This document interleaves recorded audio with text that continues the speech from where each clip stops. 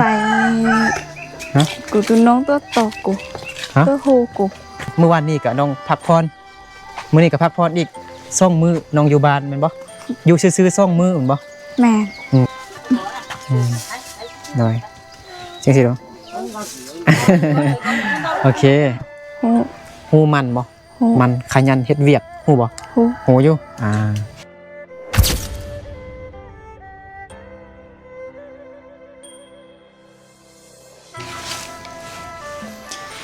สบายดีพี่น้องเบิดสุขุสุคนที่เคารพฮักแพงเดือนยินดีต้อนรับเข้าสู่2บ่าวนึกเผาไพลเส้นเก่าเส้นเคย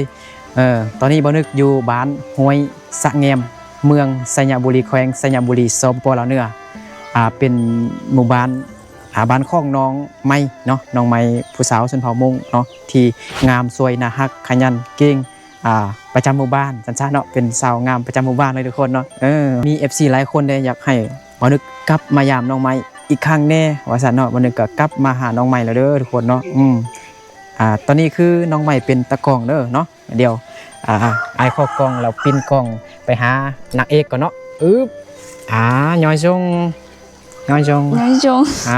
จงแปลว่าสบายดีทุกคนเนาะเอาเว้าตึมเทื่อนึงเอาเว้าเป็นภาษาลาวบัดนี้สบายดีสบายดีโดยสบายดีเนาะมื้อนี้น้องไม่บ่ได้ไปไห้ไปสวนบ่ไปเมื่อวานนี้ได้ไปบ่ไปเมื่อวานนี้นะบ่ได้ไปอยู่ซื่อๆเนาะน้องไม่บอกว่าคันอยู่บ้านดอกว่าอยู่ซื่อๆมันอยู่บ้านทุกคนบ่ได้ไปไห้ไปสวนหั่นนะหลายคนให้บ่นึกถ่ายอันบริเวณหน้าบ้านข้างบ้านของน้องไม้แดงว่าซั่นเนาะนี่ก็คือบ้านเป็นเฮือนของน้องไม้เนาะบ่นึกเอาขนมเป็นของกินมายังอยู่รถเนาะทุกคนเนาะรถอยู่พู้นพี่น้องเนาะเดี๋ยวให้น้องไม้กับน้องโควิดเนาะโควิด19ซื้ออันน้องชายของน้องไม้ก็เป็นตายานแต่เนาะว่าโควิดเนาะให้นึกย่านเนาะโควิดแล้วพยาธิคุณเอาขนมอยู่หุ่นเนาะให้น้องไม้ออกกำลังกายได้บ่นึกบ่อยากเอามาเถื่อนะยันบ่มีคนเมื่อกี้เห็นแบบปิดประตูอยู่ก็บ่นึกก็เลยมาเบิ่งก่อนเนาะพอดีน้องไม้ก็ไปลิ้นอยู่เฮือนหมู่เมื่อกี้แล้วก็ให้น้องโควิดเนี่ยไปเอิ้นมาแล้วเมื่อกี้เนาะน้องผู้นี้ไปเอิ้นน้องบ่เมื่อกี้แม่แล้วเราว่าจังได๋ไปกูตุน้องตัวโตกูตัวโฮกูตอบอันผู้ใหญ่มาโดยสิเด้อน้องโควิดอยากกินขนมแล้วบ่ไอซื้อขนมมามีขนมปีโป้เด้มื้อนี้ก็ฟ้าก็ครึมๆอยู่พี่น้องเนาะฟ้าครึมๆอยู่นี่มาเอาขนมมีอันไอซื้ออันปลานิ่นใหญ่มาโลปลายพุ่นแหละแต่ว่ามันสุกแล้วแต่ว่าเมื่อกี้เห็นเข้าปิ้งอยู่พี่น้องเนาะเป็นปลาจับเอาให้เพิ่นนึงก่อนเดี๋ยวสิน้องจับซ่องเบื้องนี่ทุกคนเนาะแต่มันอันนี้จะเป็นปลานิ่นพี่น้องเข้าปิ้งแล้วแต่ว่าเบื้องน่ะคืออยู่บนหัวมันนี่มันคือบ่สุกปานใดทุกคนเนาะให้น้องไม่กินเดี๋ยวตอนเครื่องกลางนี่ก่อนแล้วก็หัวมันนี่ก็ปิ้งใหม่อีกก็ได้เด้อนี่คนหนักเลย2 โล แล้วก็ขนมมันเด้เนาะขนมนี่โอเคนักบ่หายช่วยบ่ให้น้องโควิดช่วยโควิดโดยไปช่วยบ่มาจับช่วยก็ได้มาพูดละเบื้องเนาะมันยังหุ่งอยู่บ่อันนั้นไม่หุ่งอยู่บ่เบิ่งไอ้เบิ่งก่อนหุ่งอยู่หุ่งได้ละโอเคโอ้เมื่อวานนี้ก็น้องพักผ่อนมื้อนี้ก็พักผ่อนอีก2 มื้อน้องอยู่บ้านแม่นบ่อยู่ซื่อๆ2 มื้อแม่นบ่แม่เข้าใจอ้ายเว้าอยู่บ่เข้าใจอยู่เฮาต้องเว้าช้าๆทุกคนเนาะเพราะว่าน้องบ่ค่อยฮู้ภาษาลาวเนาะเพราะว่าเราบ่ได้เข้าโรงเรียนเนาะบ่ได้เข้าน้องใหม่บ่ได้เข้าโรงเรียนบ่ได้เข้าเลยพี่น้องเนาะขนาดกอไก่ขอไข่ขอควายงอๆก็บ่ฮู้เลยเนาะแต่ว่าอ้ายคือว่าเห็นน้องไหมไอ้คือว่าเห็นว่าคิดฮอดว่าซั่นคิดฮอดไผเห็นโพสต์อยู่ในสตอรี่นะ คิดฮอดไปคิดฮอดไอ้นึกบ่ฮะคิดฮอด FC บ่เห็นว่า แม่น เขียนว่าคิดฮอดสิคิดฮอดไผ คิดฮอด FC คิดฮอดไผเด้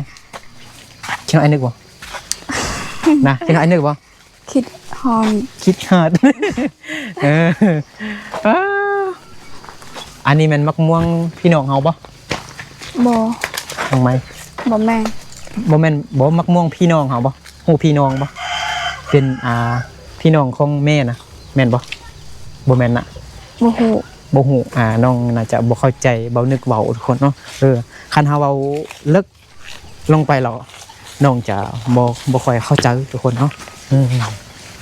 ต้องเว้าแบบกินข้าวกินน้ำไปไห้ไปส่วนนี่น้องอัดจะหูอยู่เนาะ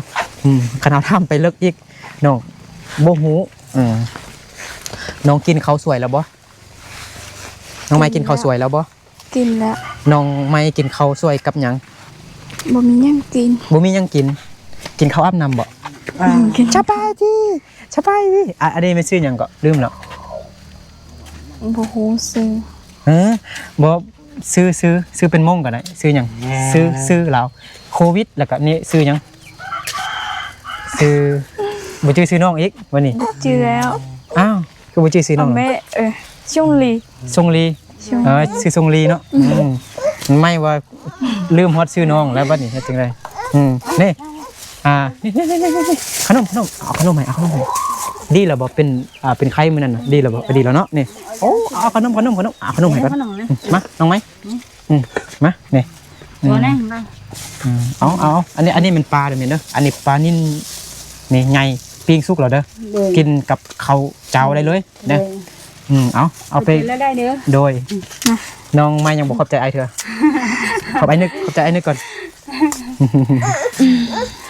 ขอบใจไอ้นึกก่อน ใจไอ้นึก เดี๋ยวสิถามน้องเมื่อกี้เนี่ยบอกซื้อบอนึกบอกซื้อตัวเองน้องไหมชื่ออายบ่ ที่ทาง อายซื้อยัง ไอ้นึก ฮะบอกอีกดูไอ้นึกเอา ไอ้นึกเธอก็แล้ววันนี้น้องซื้ออันเบานึกได้แล้วเนาะจิกแล้วก็แบงให้กินเลยจิกเลยแม่เอาให้อันโควิดกินได้อันให้อันชงลีกินนะซื้อชงลีเนาะเอามีตั้งนั่งบ่เนี่ยมาขออนุญาตเข้าไปในเลยเด้อตู้มาชี้เราทับเลยตู้น้อยสบายดีน้อยชงน้อยเอาแบ่งกันเอาปีโป้เอากินมีอันนี้มันซื้อเด้งเนาะอันนี้มันเท่าเด้งอันนี้มันเท่าโควิดอันนี้มันชงลีเขาตึ้มผู้นึงผู้สาวเด้ผู้สาวน้อยหันเด้อ๋อใครเคยอยู่เข็มทางคุณเนาะไข่ยังไข่มักแตงโดยไข่มักแตงแล้วอีพอเด้พอไปเที่ยวไปเลาะบ้านเฮาอ๋ออันพอไปเลาะลิ้นตามกลางบาทเนาะโดยเป็นอย่างไรนอนซาดไม้มื้อนั้นนะน้องไม้เนาะนอนรับดีอยู่บ่นอนซาดไม้รับดีบ่ฮ้อนบ่ฮ้อนอ้าวบ่ฮ้อนไหนว่าบ่ฮ้อนเนาะคันปูเป้าแล้วฮ้อนบ่เป้าแล้วแบบมันบ่มีอากาศนะ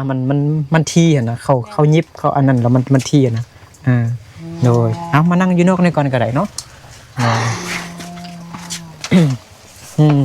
นั่งอยู่นี่ก็ได้นั่งอยู่นี่ก็ได้มันแจ้งดีเนาะเอาตั้งมานั่งนี่หน่อยนั่งเล่นอยู่นอกได้มันแจ้งดีเนาะนี่นี่คือบริเวณเนาะอันนี้จะเป็นทางนาเฮือนของน้องไม้เด้อนี่เนาะFC หลายคนก็อยากให้บ่นึกถ่ายรอบเฮือนหรือว่าบ้านของน้องไม้ว่าซั่นเนาะนี่เนาะอันนี้ก็เป็นเฮือนของน้องไม้เนาะอันนี้ก็เป็นน้องไม้เห็นบ่คือว่าปิดปากไว้ซั่นเป็นหยังอายนึกอยู่ยังอายอยู่ยังขี้อายอยู่บ่FC ว่าคิดฮอดน้องไม้ว่าซั่น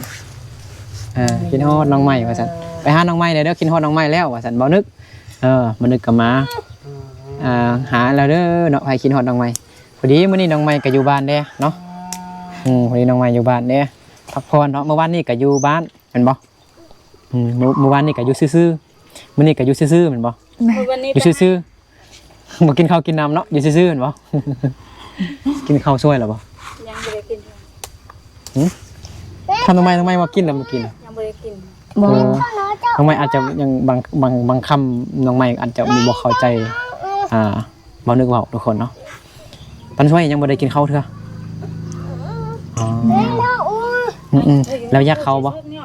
บ่อยาก บ่อยากไอ้นึกอยากเข้าไอ้นึกอยากกินน้ำนี่ไอ้นึกกินแล้วกินน้ำอ้ายบ่กินนะกินข้าวเจ้าเนาะ แม่ เอาข้าวเจ้ามาแล้วก็เอาน้ำเปล่าๆมาเหมือนบ่แล้วแต่ละมื้อนี่คือบ่มีหยังกินเลย หรือว่ามีของกินแต่ว่าตังบ่อยากกินบ่อยากกินผักกินซีนมาหยังบ่ตังกินข้าวละๆแม่นบ่ แม่ เห็นบ่ แม่ อ๋อกินข้าวของกินพี่น้องเนาะเป็นซีนเป็นผักมาหยังก็ถึงว่าคันมีก็กินบ่มีก็บ่เป็นหยังก็กินเขากับน้ำเนาะบางคนเอิ้นว่ากินเขาอาบน้ำเนาะกินเขาอาบน้ำก็คือบางคนเนี่ยกินก็แม่นอยู่เนาะคันขึ้นไปลึกๆแล้วแม่นอยู่กินเขาอาบน้ำเพราะว่าเอาเข้าไปอาบน้ำมันเด้ใส่น้ำแล้วก็คือว่ามันอาบน้ำแต่ว่าแล้วฟังอีกความหมายนึงแม่นกินเขาอาบน้ำก็คือคนนี่ลงไปในน้ำหั่นนะเนาะทางคนแล้วก็เอาเข้าไปกินอยู่ในน้ำหั่นความหมายนึงหั่นนะแต่ว่าน้องไม้นี่มักเบาแต่กินข้าวอาบน้ำเนาะกับน้องปลาเย้งกับน้องน้ำเด้มื้อนั้นกินข้าวอาบน้ำก็แซ่บอยู่บ่แซ่บเนาะน้องอันนี้โควิดเนาะซื้อโควิดว่าซั่นเด้ไอ้นึกย้านแหละอ้ายน่ะบ่อยู่หมอบ่อยู่กะเกอเลยเนาะไอ้นึกเข้าป่าแล้วจังหน่อยยานโควิดเด้ซื้อโควิดเป็นยังคือว่าซื้อโควิด โอ้โห แล้วน้องฮู้ว่าจักปีแล้วคุณน่าจะอายุประมาณ4 ปีเนี่ยทุกคน4-5 ปีแล้วเขาจึงโควิดเป็นจังเขาจึงโควิดแม่ อันน้องมันจะชอแม่โควิดมันจะชอโควิดนี่เป็นยังคือว่าโควิดนะบ่แม่นอันลาวผู้ที่เกิดอันช่วงโควิดบ่5 ปีแล้ว5 ปีแล้วน่าจะก็ได้ปี2000ปีนี้กับปี2025ทุกคนเนาะแล้วบัดนี้โควิดมันเกิดตั้งแต่ปี2019 2020ทุกคนเนาะแล้วบัดนี้น้องนี่พ่อแม่ก็เลยโควิดเนาะน่าจะแบบนี้แม่น19กับ5 ปี 6 ปีแล้วทุกคนเนาะตอนโควิดแห้งๆหั่นนะฮ้อนภาษามงว่าจังได๋ช่อเตี้ยๆฮ้อนแห้งๆฮ้อนหลายบ่มื้อนี้น้องปาเจงก็อยู่บ้านบ่อยู่เนาะเดี๋ยวให้น้องลูกบ่มีแดดแล้วพี่น้องเนาะฟ้าเบิดย่างเลาะไปทางเทิงเฮือนเนาะให้เพิ่นเบิ่งFC อยากเบิ่งเนาะ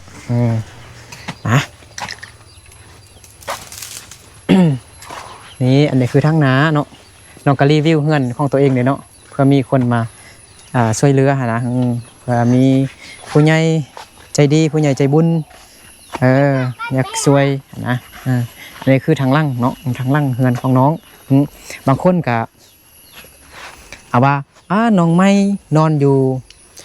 ยู่อันพื้นที่เป็นดินเนาะแล้ววันนี้เวลาฝนตกมานำบ่ไหลเข้าเฮือนบ่สินะแต่ว่าเป็นหยังเวลาฝนตกมานำบ่เข้าในเฮือนบ่เข้าเป็นหยังจึงบ่เข้าฮู้บ่ฮู้อ้ายนึกฮู้อยู่แต่ว่าอยากถามน้องซื่อๆบ่ฮู้นี่เด้เฮ็ดหยังนี่นะแปลงมาหยังแปลงห้องเนาะบ่ฮู้ภาษาลาวทุกคนเนาะถ้าเป็นภาษามงน้องเว้ามึงดูเป็นภาษามงตุเก่าเว้าไปเลยเปล่าเว้าเป็นภาษามงเลยแล้วอ้ายสิเปเป็นหยังนำจึงบ่ไหลเข้าในเฮือนเป็นหยังได้จึงกะเขา ช่างเข้าเนาะก็คือแปลงห้องทุกคนเนาะแปลงห้องแล้วขุดห้องแล้วก็เอาดินที่ขุดเป็นห้องนี่เอาไปถมเนาะเอาไปถมเค็มเฮือนนี่ทุกคนเนาะแล้วเวลาฝนตกมาแล้วน้ำปลาหรือว่าน้ำฝนน่ะจะไล่นี่ไล่ไปตามห้องที่อันน้องไม้ในขุดนี่เนาะน้องไม้ในขุดบ่นี้ขุดกับพ่อบ่โดยนะเขาบ่ให้เด้อโดยเด้อลองเว้าดูโดยแล้วมันบ่ค่อยม่วนนะเด้อมันบ่น่าฮักเด้อโอ้ยกินขนมหลายแท้แซ่บบ่ชอรี่เป็นบ่ชงลี่คิดว่าชอรี่มันขอโทษเด้เป็นภาษาอังกฤษมันขอโทษเด้ sorry เนาะแต่ว่าอันนี้มันชงลี่เนาะโอ้ดังเป็นหยังล้มแม่นบ่ดังเป็นหยังเป็นตุ้มโดยยาใส่โควิดเฮ็ดหยังกันนะคือเฮ็ดแนวนั้นซั่นฮะนี่น้ำนี่มันไหลไปทางใดนี่น้องไหมไปทางนี้มันบ่ไปทางนี้บ่ไปทางนี้มันกับทางนี้ก็ไปเนาะโดยเนาะนี่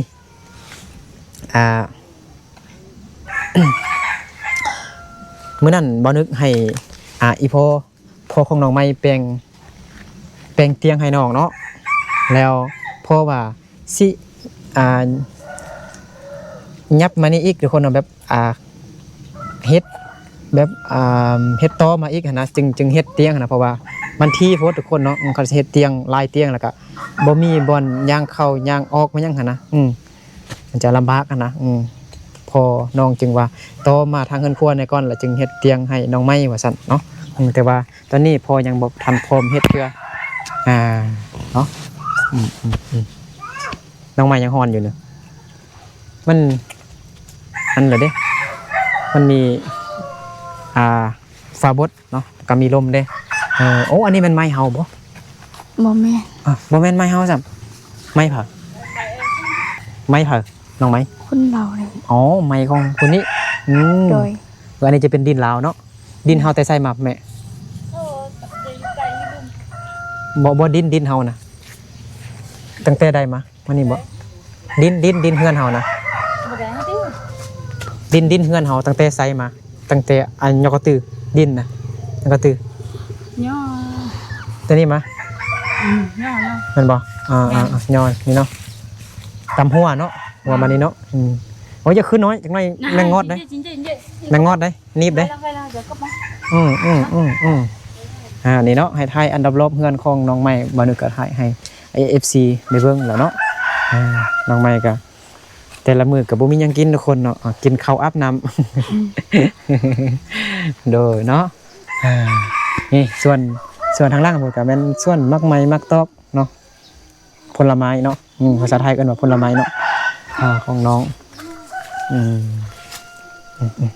โอเคเอากลับคืนได้แล้ววันนี้อยู่แถวนี้เนาะก็มีแต่แบบเฮือนแบบเป็นธรรมชาติแห้งพี่น้องแบบเป็นเฮือนแบบดังเดิมก็ว่าได้ทุกคนเนาะแบบทรงดังเดิมมันแบบเป็นธรรมชาติแห้งทุกคนเนาะแบบบรรยากาศดีแห้งทุกคนเนาะนี่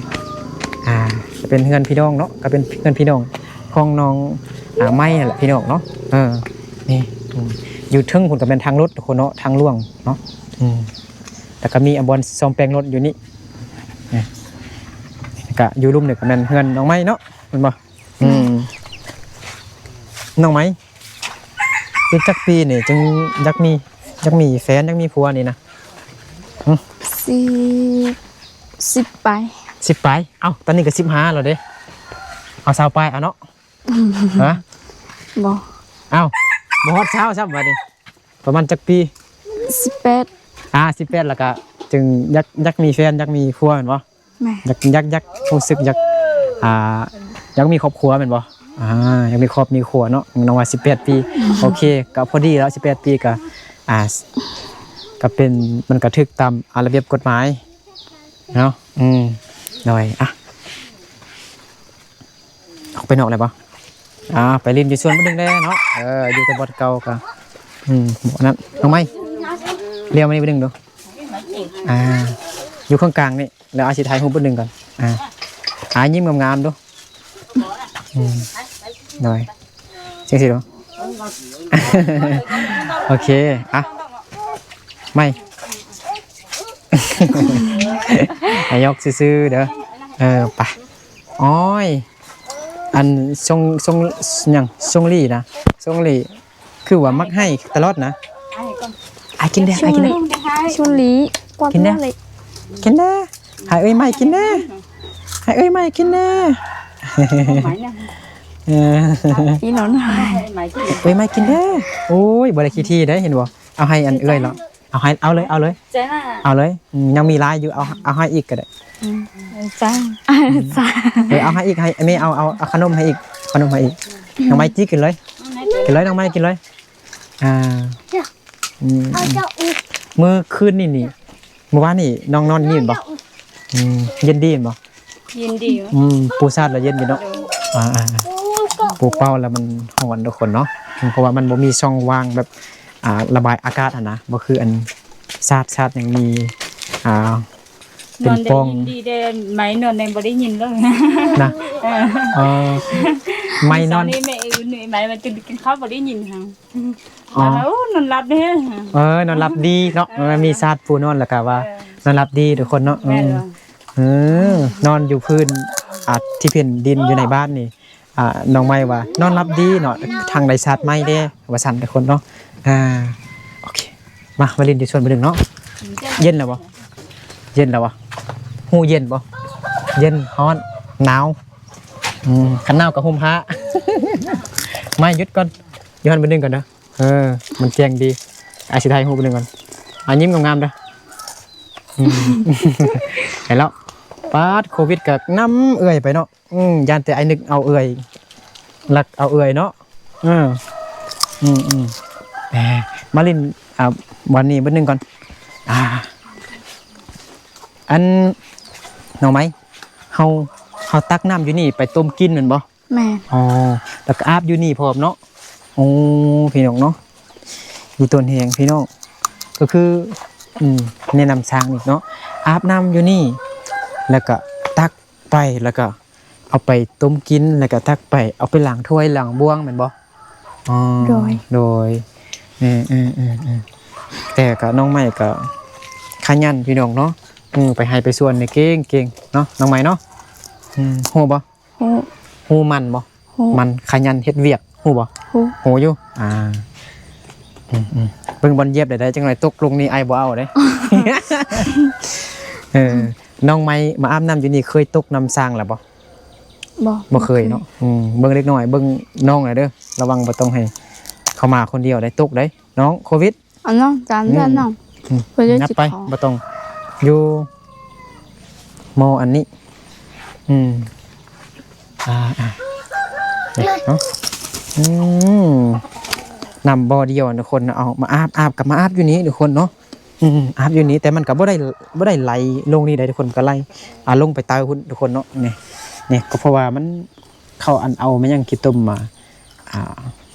อัดไฟนี่ทุกคนเนาะนะครับมันก็จะไหลไปทางใต้หุ่นเนาะอาบอยู่นี่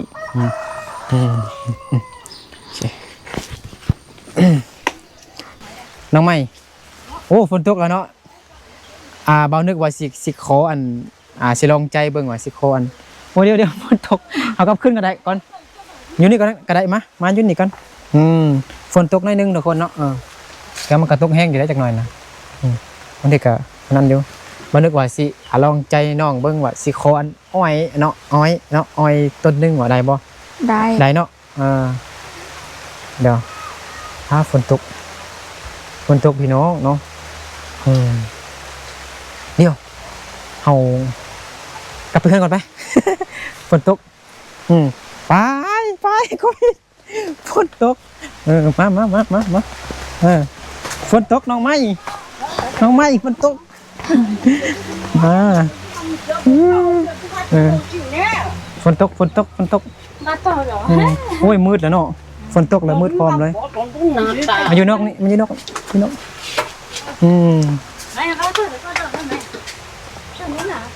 เอานั่งไหมนั่งเลยน้องนั่งก็ได้ให้บ่นั่งก็ได้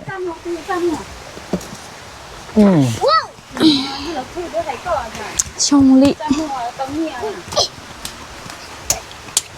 Nào, giá lòng xuống, giá lòng hai lòng đây nè. โอ้ยอย่าตักฝนอย่าตักฝน Giá lòng hai lòng đây nè. จังหน่อยไปดินน้ำฝนเด้เอาคลองไปให้น้ำฝนเด้อีกยังมีอีกหลายๆคนอยู่น้องไม้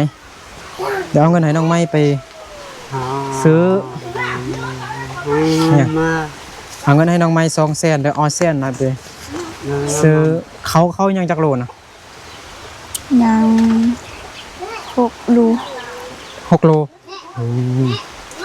เราไปซื้ออยู่สาเขานะ ซื้อไปซื้อสัญญา อยู่สัญญาพุ่นไพ่ไปสัญญาน้องใหม่บ่ เอาให้พ่อไปซื้อสั อ๋ ญ อ ญา พอไปสัญญาอ๋อแล้วเงินนั่นพอไปจ้างบ่หรือว่าจังไดเอาเงินอยู่ใส่ไปซื้อเงินเอาให้มื้อนั้นบ่อ๋อเงินเอาให้มื้อนั้นเนาะเงินที่ FC เอาให้มื้อนั้นเด้เนาะ6 โลนี่จักแสนประมาณจักแสน เอาให้พ่อไปซื้อบ่ฮู้ บ่ฮู้นะ โดยบ่เป็นหยังเนาะเดี๋ยวไอ้สิเอามื้อนี้ไอ้สิเอาเงินให้200,000ถ้ามีข้าวกินแล้วก็ซื้อเป็นของกินก็ได้หรือว่าของจำเป็นที่น้องอยากซื้อหรือว่าเงินเน็ตเมิดก็ซื้อบัตรเติมเงินเด้อนี่เฮ็ดจังไดเอาเฮ็ดจังไดฮะ บ่ฮู้ บ่ฮู้ให้เอาให้แล้วเฮ็ดจังไดโอ้ยเจ้าบ่ย่อมือโอ้ยเจ้า ขอบใจเลย คันผู้ใหญ่เอาเงินให้กะนี่เด้อไอบอกไว้ไอสอนเด้อเพื่อคำฮู้เนาะเพื่อเพิ่นเบิ่งเนาะงามเด้อไอบอกไว้เนาะพอเฒ่ามาแต่ใส่เนาะโอ้ฝนตกปานนี้พ่อก็บ่กลับเฮือนเนาะโดยเด้อยาเงินนี่บ่ต้องไปซื้อเหล้าซื้อเบียร์กินไหนนะต้องไปซื้อยาสูบเด้อสูบยาบ่ บ่อยากกิน เหล้ากินบ่ บ่ เบียร์เด้กินอยู่น้องไม้ว่าบ่กินเหล้าแต่ว่ากินเบียร์เนาะบ่สูบยาบ่กินเหล้าแต่ว่ากินเบียร์แต่ว่าเบียร์นี่ก็กินแต่บ่แม่นว่ากินอยู่ตลอดกินตอนมีงานเนาะเห็นบ่ตอนมีงานดองแม่นบ่เมื่อก่อนนี่แหละคือว่าเห็นน้องโชเวอร์จับอันแก๊สเบียร์ย่างไปพุ่นลงไปลุ่มมีงานดองบ่แม่เมื่อวานมีงานบ่ข้าวดองมีดองน่ะอยู่ซะ Đâyอยู่ อยู่มอนี่อยู่กับเก่านี่คนเนาะน้องไม้ไปกินเหล้ากินเบียร์บ่ไปน้องไม้ไปห้องเพลงบ่ บ่ฮ้อ บ่ห้องเป็นยังบ่ห้องคือบ่ห้องมีผู้บ่าวหลายคนมามักน้องบ่ตอนไปเวียกไปงานนะ Mỗiวันนี้ตอนแรกไหนไปกินเบียร์เข้าอยู่ตลาดเขาเตะสิชั่วโมงมันน้อย แต่ที่เพลงเงินเข้า ไปห้องเพลงคาราโอเกะเนาะกะด้นๆก็มีเทื่อนึงเนาะไปกินน้ำมูนบ่ นั่น โดยฝนตกอยู่ก็ตอนนี้พี่น้องเนาะถ้าแม่นเฮือนน้องไม้นี่มุงสังกะสีหรือว่ากระเบื้องนี่อาจจะบ่ค่อยได้ยินเสียงทุกคนเนาะเพราะว่าสังกะสีเนี่ยเวลาฝนตกแล้วมันจะดังตึ้งตังตั้งๆเลยพี่น้องเนาะแต่ว่าเฮือนน้องไม้นี่มุงหญ้าพี่น้องแล้วเสียงอาจจะนุ่มๆนิ่มๆเนาะอารมณ์กันก็ได้ยินชัดดีอยู่เนาะอาชีเป็นจังไดดีใจบ่ได้เงินดีใจเอาไปซื้อเบียร์ เด้ออย่าไปซื้อเบียร์ได้เฮายังอึดเขาอยู่เด้เฮาบ่มีข้าวกินก็จงไว้ข้าวเบิดแล้วก็ซื้อข้าวก็ได้เนาะเอาเฮาก็เก็บไว้เด้อบ่อยากกินข้าวเถอะบ่อยากเลย บ่อยาก ตอนเช้านี่กินข้าวจักโมง ประมาณ2 โมงไป เดี๋ยวตอนเช้านี่น้องกินข้าวประมาณจักโมงเข้าใจเปล่าบ่ตอนเช้าน้องกินข้าวจักโมงจักโมง ประมาณ7 โมง 7 โมงเมื่อกี้ว่า2 โมงเนี่ยง่วงเหงา 2 โมงกินตอน2 โมงแหละยังมืดอยู่เนาะ เด้อเนาะน้องก็บางคำก็บ่ค่อยเข้าใจเนาะแม่ก็ เว้าเป็นภาษามงให้น้องก็เว้ามาเนาะโอ้ยบ่เป็นหยังเด้อได้เฮาเว้าบ่ได้เนาะก็บ่เว้าก็ได้บ่เป็นหยังคอยเรียนฮู้ไปให้แม่สอนภาษาลาวให้เด้เลย อาจีหน่อยกินข้าวเตะมอง โดยแม่พี่น้องเนาะมายำน้องไม่เบิดนึ่งซื่อๆเนาะมาเอาเครื่องฟองมาให้น้องเนาะมาเอาขนมเอาของกินแล้วก็เอาเงินไปให้น้องซื้อของจำเป็นเนาะน้องก็ว่าเน็ตเมิดแล้วเป็นบ่เนาะเงินโทรศัพท์เบิดแล้วโดยมันจำเป็นก็เติมก็ได้เพื่อเซตหาหมู่เนาะแจ้งไว้อยู่เคสนี่ก็มีแต่น้องผู้เดียวผู้สาวหั่นนะแล้ว คิดเอาเสียวนู่นร้อนหนา น้องไหมเมื่อคืนนี่นอนอยู่ซัดมากหันเย็นดีนบ่ก็จอมจ้าก็จอมจ้าแบบนี้มาเย็นเตี้ยๆเนาะบ่เป็นหยังบ่เป็นหยังมานั่งนี่มานั่งห้าคุณตกเนี่ยเบิ่งก่อนบ่นั่งน้องไหมนั่งลงเลยไอ้เบิ่งว่ามันบ่ยันมันบ่แจ้งดีหั่นนะโดยอ๋อฝนตกหนักพี่น้องนี่น้องไหมบ่นึกกับบ่ฮู้ถามน้องบางทีก็น้องก็ตอบบ่ได้พี่น้องเนาะบ่ฮู้ภาษาลาวเนาะโอ้คือไปแข่งฝนนะถ้าฝนเจ็บหัวได้อันนั้นชอบตีนบ่นึกก็บ่ฮู้สิถามน้องหลายหั่นนะมีแต่บ่นึกเว้าอยู่คนเดียวถามบ่นึกถามเป็น10คำถามน้องตอบได้แต่คำถามเดียวทุกคนเนาะ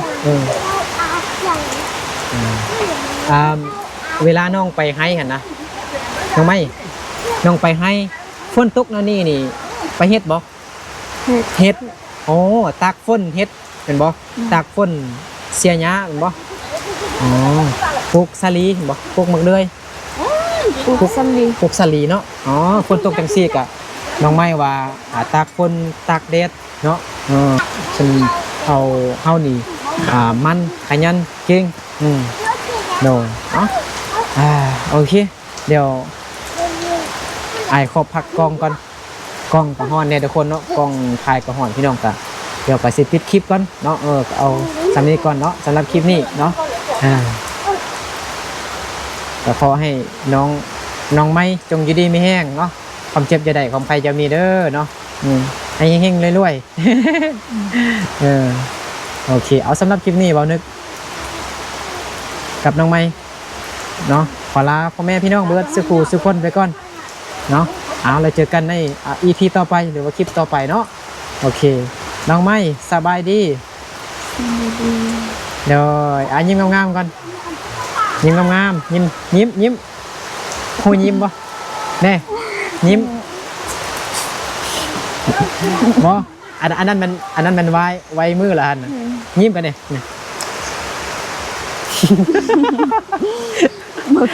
โดยก็เป็นอย่างเด้อยอกซื่อๆ